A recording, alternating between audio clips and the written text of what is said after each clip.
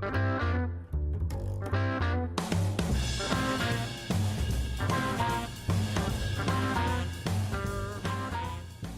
everybody, and welcome to the Spoiler Warning Podcast. This is our review of Green Book. I'm Christopher Schnese. And I'm Stephen Miller. And if you're joining us for the first time, the Spoiler Warning Podcast is a weekly film review program. Each week in the show, we're going to dive in, debate, discuss, and argue over the latest film releases coming to a theater near you. We are now into episode 5 of our 8-episode run.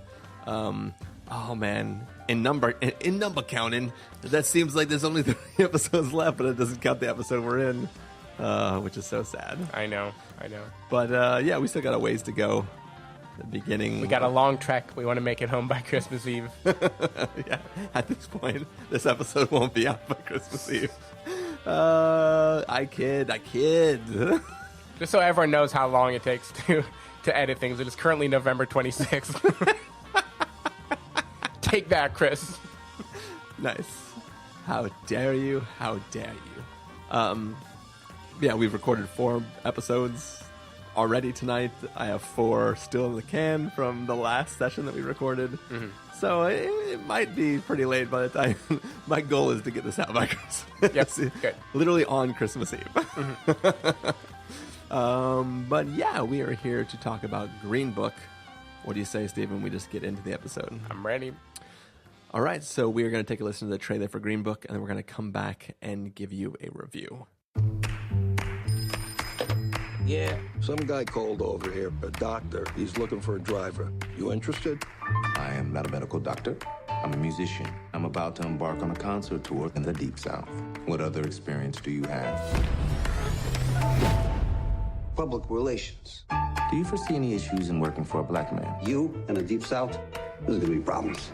Promise me you're gonna write me a letter. I promise. Tell me that don't smell good. I've never had fried chicken in my life. You people love the fried chicken. You have a very narrow assessment of me, Tony. Yeah, right? I'm good.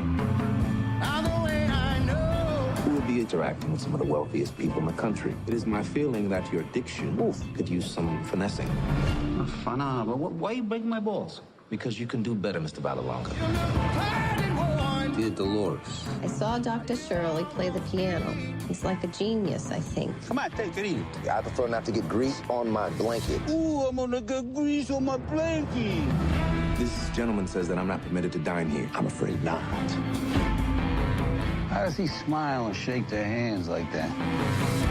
Because it takes courage to change people's hearts. What are you doing? A letter. May I? Dear Dolores, sometimes you remind me of a house. You know this is pathetic, right? Put this down. The distance between us is breaking my spirit. Falling in love with you Was the easiest thing I have ever done. P.S. Kiss the kids. That's like clanging a cowbell at the end of Shostakovich's 7. That's good. It's perfect, Tony. Come on, get out now. You never win with violence. You only win when you maintain your dignity. You don't know your own people. You, Mr. Big Shot, doing concerts for rich people. So if I'm not black enough, and if I'm not white enough, then tell me, Tony, what am I? Anyone can sound like Beethoven. But your music, what you do, only you can do that.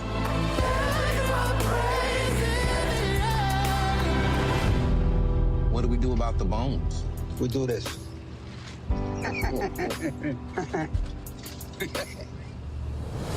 Pick it up, Tony. Squirrels would have ate it anyway. Pick it up.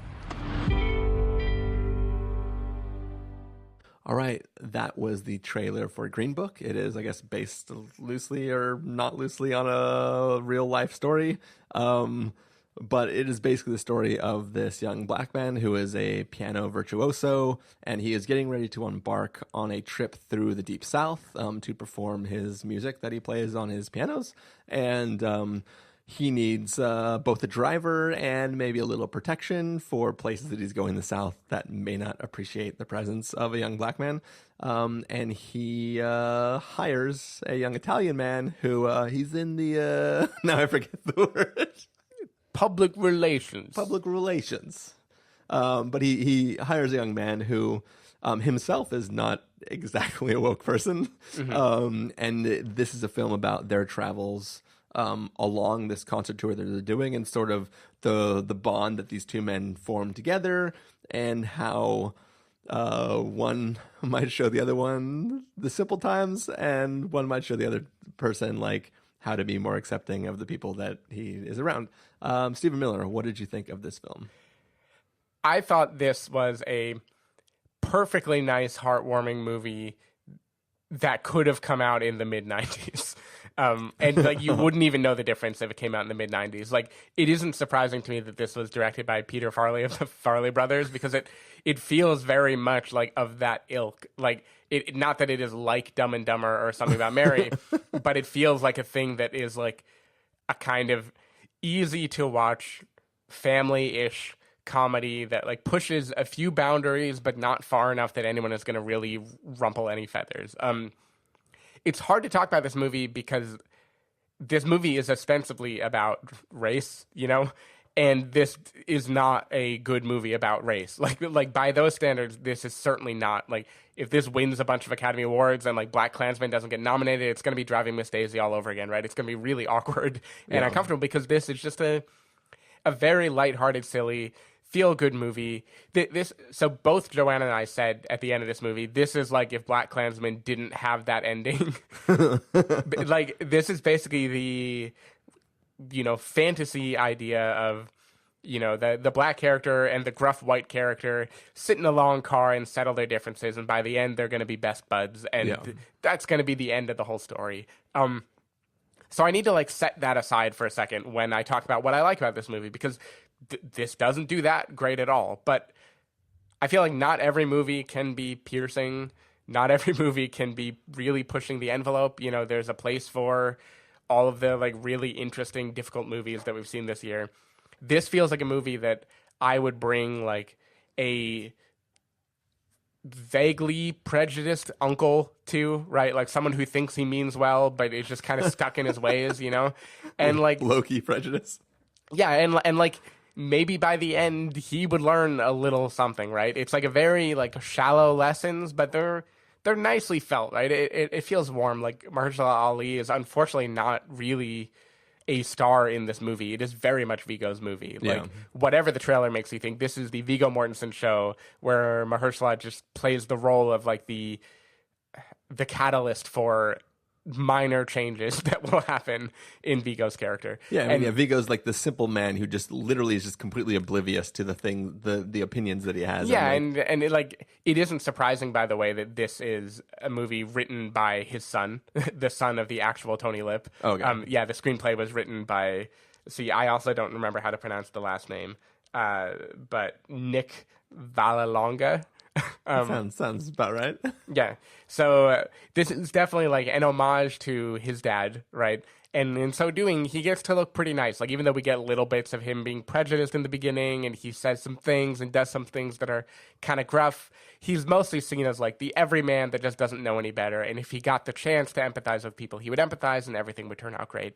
And watching this as like a comedy starring Viggo Mortensen about a rugged, you know, Italian guy from the Bronx who has to learn about this world he's never seen before.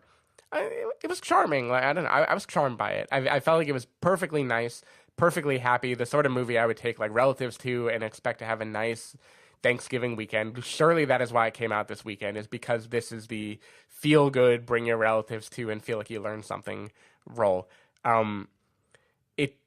It is sparkly and cheesy. Like, you compared it to On the Basis of Sex. You probably will continue to do that. I think this is definitely like a step above On the Basis of Sex, in the sense that it is obviously didactic, like it's hitting you over the head with its themes, but not in the way of like every line feels like it has to mean something and every line has historical significance. Like, a lot of this movie is just watching the shtick of this like Tony character be a little bit abrasive and a little bit dumb, and watching him like slowly learn the ways of the world better and how to write love letters. Yeah, how to write love letters, like silly You things. remind me of a house. Yeah. It's perfect, Tony. Where you know, Linda Cardellini is in love with it, but of course she knows that's not the man she married, blah blah blah blah blah. I don't know what to say. It felt it isn't as good as like even La La Land, I would say, because it doesn't have the razzle dazzle, but it felt kind of like one of those like love letters to the old school, easier form of Hollywood. And I think like for what it is, it's a perfectly fine holiday movie that should absolutely not get any Academy Awards this year. Yeah. But I had nothing to dislike about it. I was totally charmed by it. It was an enjoyable way to cap off this long blitz of movies throughout the rest of the weekend. And I think, like, I don't know, there's got to be some Trumpy people who relate to Tony, right, and his ruggedness. And if he can learn to accept people, because things at the Copa, stay at the Copa. Like, I don't know. I don't know what to say. I was charmed more than I expected it to be, but I don't think it is reaching for any great heights, and it certainly is not saying anything great about race in America. Yeah. I think I first saw the trailer for this film online. And when I watched the trailer, I was like, woof, this film looks fucking rough. The trailer looks real bad. Yeah. I just assumed that this was going to be like a straight to VOD sort of film. And then I saw the trailer in theaters and I'm like, well, I guess that means at least some theaters are going to be playing this. And it was definitely one of those things where the trailer like really just became more and more groan-worthy every single time I saw it. We decided that we would catch it this weekend just because. And I think that the film is not necessarily groan-worthy. It's the characters have enough charisma to kind of draw you along and have you want to kind of have fun with them along this journey. You have the fun thing of like Viggo Mortensen being like this simple man, and Mahershala Ali. It's the odd couple, basically. Yeah. And he's sort of like the very highbrow, very proper person who's teaching the simple man how to be a real human being. And you're kind of watching this story, and it's all sort of set within this place, and it's sort of about him learning that like maybe his ways aren't like his ideas about who people are not the way the world actually is. And I think that the reason I kind of compared it to On the Basis of Sex is that film is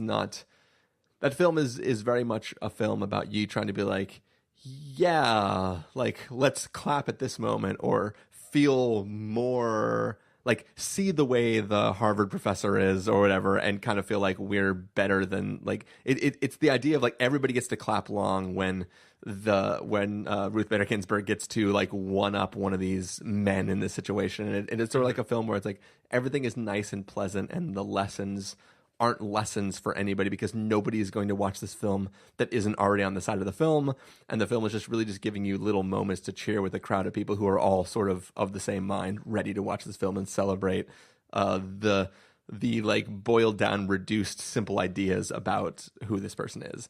And I think that this film is sort of the same way. Like it's not doing anything. Nobody's going to watch this film and suddenly change their mind about how they see other people. See, I disagree a little bit, but we'll get to that in a second. Really? Yeah. I think there's one instance where they might. Does it involve people in the rain shouting at each other? Yeah, it involves a conversation that was much more well done in Blind Spotting. Oh, okay. No, so I mean that scene in the trailer. There's that scene where Mahershala Ali is yelling, "If I'm not black enough and I'm not white enough, then what am I?" Mm-hmm. And in the trailer, it felt very much like a trailer moment. But I think that in the film, that moment actually does feel emotionally sound. Like it is a simple man saying something stupid where he should be putting his foot in his mouth, but he doesn't understand how stupid what he is saying is. And he I mean, should we just spoil what he says? Sure. Yeah. So they're in the car, and basically Viggo Mortensen's character is arguing with Mahershala Ali's character, saying that Viggo is more black than Dr. Shirley? Don Shirley. Don Shirley. He's basically saying he's more black than him because he's from like this whatever part of the Bronx, and like he just like he's like from the streets and blah blah blah, and he's basically making the like it's not about race, it's about poverty argument. Yeah. And Mahershala Ali is like talking about like, yes, he does live in this castle and stuff, but he did it because he doesn't feel like he belongs anywhere. And it's sort of this moment where like so this entire film we see him being this very proper person, like make sure you enunciate everything you're saying, use the correct words, and in this moment he becomes a different character, and he breaks this facade that he has sort of built around making himself feel like they're just like to me it felt like a really powerful moment of this one character breaking who he is as a character in front of this other man, because he's actually getting emotional. He's sort of like Spock in this film, where he's like, I do not have emotions and I am super proper and everything is logical. Yeah. But in this moment, he breaks down and he's like, no, like, I don't belong to anything. You're an idiot, but also, like, I don't feel like I belong with any group. That's why I kind of pull myself away from society and I just live in this place where I surround myself with things that I like. And I think it is an actual, like, it's an honest to goodness powerful moment for that character, you know. And I really, it didn't necessarily, it's not a teachable moment for people watching the film, but it was amazing to watch this character who can't have any breaks in the armor that he's built around himself suddenly have that whole world collapse, where you can have this moment, and Viggo sort of does and doesn't understand it, but he kind of is like, let's just get in the car and drive. Yeah. You know, I don't know. Anyway, I hear you, and the scene is mostly powerful for the way that Mahershala has kind of like built up this character so he can break him slightly. And it is basically Aubrey Plaza and Parks and Rec and like a bunch of other people where like they build up a stoic facade, so when they break just a little bit, then it means a lot because you've seen the comparison. My feeling there is I feel like there are a lot of people, again, you imagine young people bringing relatives to this movie, right? Like, so somebody really wanted to see it and someone else is begrudgingly going to watch it.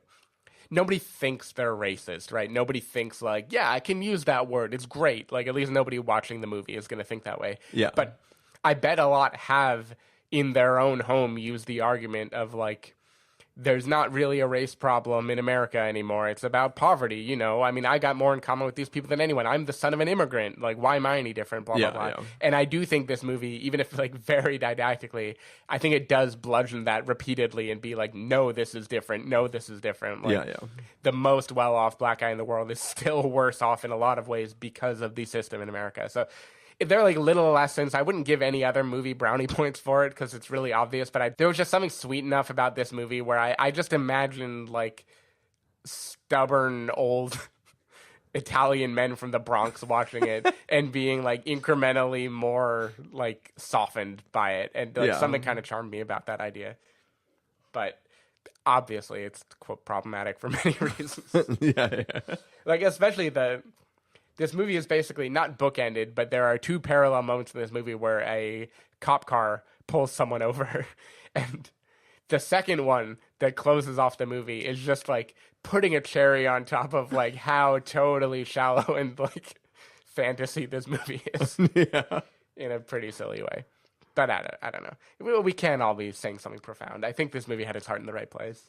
Yeah. I mean, it's as you said, it's like it's a very simple attempt to be a warm-hearted film that isn't going to change minds. It's not doing anything profound, but like people can watch and enjoy it and kind of just be like, yeah.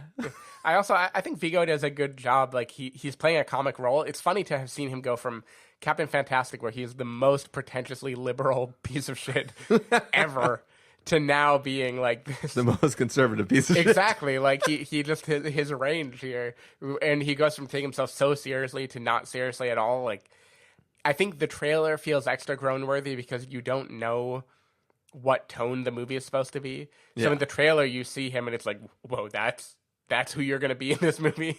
But in the actual movie, I feel like there's a lot of like very funny comedy. He gets a lot of like little one-liners at people and like silly quotes where he's like this gruff guy, and the fish out of water aspect is funny. So I think he sells it fine. I was happy to see him. There's some great comedy around a rock. Oh yeah. A lot of rock. I did think the KFC bit was a bit groan worthy. It didn't play any better in the movie than it did in the trailer. True. I did like the other KFC joke, which is not in the trailer, about them driving through Kentucky and getting Kentucky Fried Chicken, and him being like, "What are the chances?" I like him mistaking the Russian for German repeatedly. I thought that was silly. That was pretty good too. Yeah. And a little line that he gets at one of the musicians, where he's like, "Oh, another turtleneck. Way to shake things up." That one was maybe my MVP line. I laughed a lot at that bit. I'll be honest, I don't even remember that line from the movie. It was great, and it was just like snuck in early in the movie. I want to believe Viggo just ad-libbed half of this movie. Yeah, it's possible. Yeah. Anyways, this will probably be one of our shortest reviews, but should we just get to verdicts? Sure. All right, Stephen Miller, if you're going to give us a must-see, recommend with a caveat, wait for rental, pass with a caveat, or a must-avoid, what would you give it? Out of the goodness of my heart, I'm bumping it to a recommend with a caveat. I felt warm-hearted. I didn't feel groan-worthy. I slipped in very quickly to a, like, this is not saying anything profound at all. This movie is not going to settle any questions, but it felt like a warm, kind movie that, like, a lot of people would enjoy this holiday season. And I don't know, good on it. It was nice and simple. I'm going to give it a wait for rental. I feel like this is the type of film where if you didn't want to see it, you won't like do yourself a solid by seeing it. If you did want to see it, it's fine enough to like I was entertained watching this film. It's definitely not going to stick with me. Mm-hmm. Yeah, I agree. I'm almost regretting the recommend with caveat, but I'm sticking with it, goddammit. It's all for Viggo's accent. All right. Well, that's going to do it for this review of Green Book. Stephen Miller, if people want to find you that week, where can they do that? They can go to twitter.com/sdavidmiller or sdavidmiller.com. People can find me at ChristopherInRealLife.com or twitter.com/ChristopherIRL. You can find the podcast over at thespoilerwarning.com, where you can get a bunch of the back episodes of the show. If you want to subscribe to the show, you can do so in Overcast, Stitcher, Apple Podcasts, or wherever podcasts are found. If you want to know when the episodes go live, you can follow us at twitter.com/spoilerwarning, or like I said, facebook.com/thespoilerwarning. If you want to get a hold of us directly, you can send an email to fans@thespoilerwarning.com, or you can use the contact form on our site. Music for this episode will come from the soundtrack to Green Book, so hopefully you are enjoying that. And that is the review. We are going to go hop in our whatever model car that was. I'm not a car person. I'm not a car person. Green car. Nope. So we're gonna go hop in that and head off onto the road so we can bring you a review of The Ballad of Buster Scruggs. And we'll see you in that review. Now, a serious question first. If this wins a Best Picture nod, nope. How old do you think the median Oscar voter will have to have been? And how white? Very old. They had to be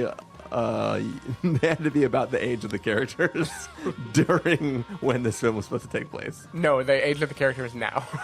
Oh, that's what you mean. Yeah. I gotcha.